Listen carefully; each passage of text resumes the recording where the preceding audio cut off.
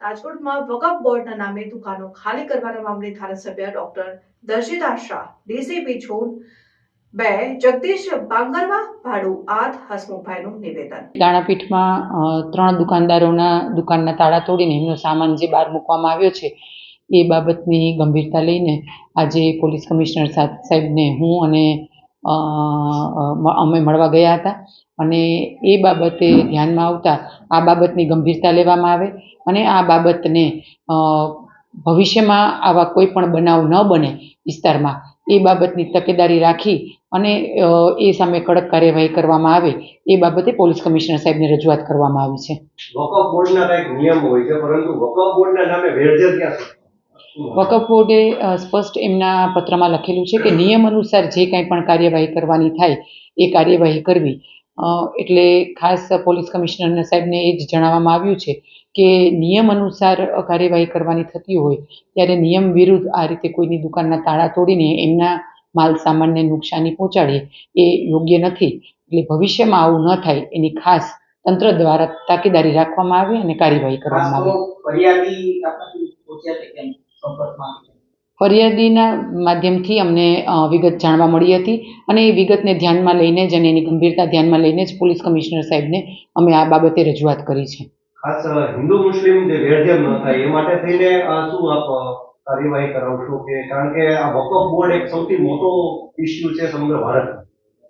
હિન્દુ મુસ્લિમ વચ્ચે શાંતિ જળવાઈ રહે અને પરસ્પર બંને સાથે કામ કરી શકે અને શાંતિથી કામ કરી શકે અને એવું કોઈ તંગદિલભર્યું વાતાવરણ ન થાય એ માટે થઈને પોલીસ કમિશનર સાહેબને શાંતિને સલામતીભર્યું વાતાવરણ રહે એ માટે થઈને એમને ધ્યાને વાત મૂકવામાં આવી છે. ખાસ વાણિયા વેપારી છે બધા વેપારીઓ અને ત્યાં દુકાને જતા પણ અત્યારે ડરી રહ્યા છે. દૂર ભરશો આપણને, કારણ કે સ્થળ ઉપર પણ એટલા અત્યારે એકત્રિત થયા.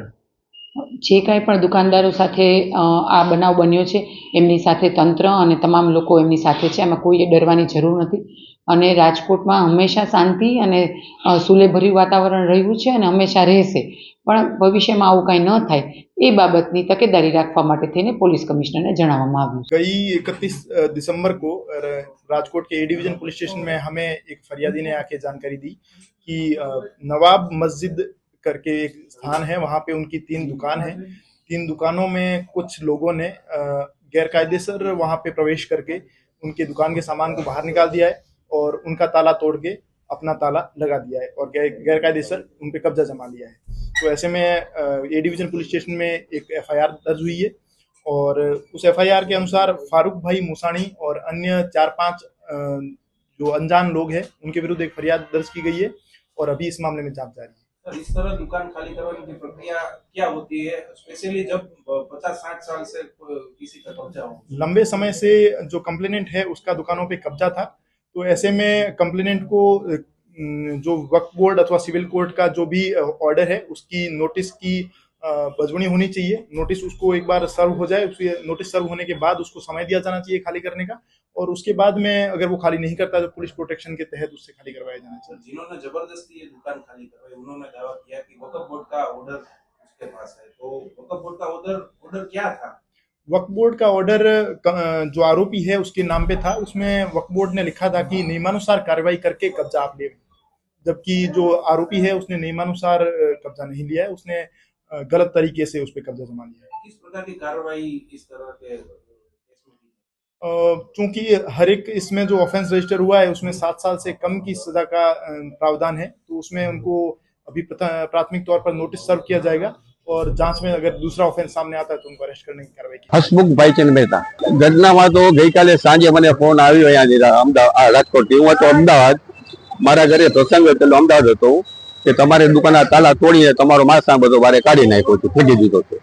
એટલે પછી કોઈ ફારૂકભાઈ કરી એની સાથે વાત કરી, એનું કોઈ એવું થયું કે અમારી પાસે વક્ફ બોર્ડ ઓર્ડર છે અને અમારે આનો કબજો લેવાનો છે, એટલે તમારો અમે કબજો લઈ લીધો છે. કેટલા સમયથી તમે ભાડું? 1964 થી. ભાડું કોઈ લેવા આવતું જ નથી, ખોટી વાત છે લોકોની. અમે ઘણી વાર કીધું કે ભાઈ તમારું ભાડું લેતા જાઓ, એ લોકોને અંદર અંદર જે તકલીફ હોય ખબર નથી, ભાડું લેવા કોઈ આવતું જ નથી. લાઇટ બિલે ભરેલા છે બધા. હાલ સમજમાં કેટલું નુકસાન? એ હવે તો કેમ ખબર પડે સાહેબ, બધું ઢાંકેલું પડ્યું છે, જો ખોલી ત્યારે ખબર પડે બધું. પોલીસ ફરિયાદ થઈ છે, પોલીસ ફરિયાદ કરવામાં આવી છે, હવે શું આપની માંગ છે? ન્યાય જોઈએ બાપુ, બીજું શું હોય. પોલીસ ફરિયાદ થઈ તો આવું કાંઈ ન થવું જોઈએ બીજા સાથે. આ બધું નુકસાની અમારા અગત્યના ધંધો કરે, કાગળિયા બધા હોય, ફાઇલું હોય, બધું જેમ તેમ મારે ફેંકી દીધી લોકો.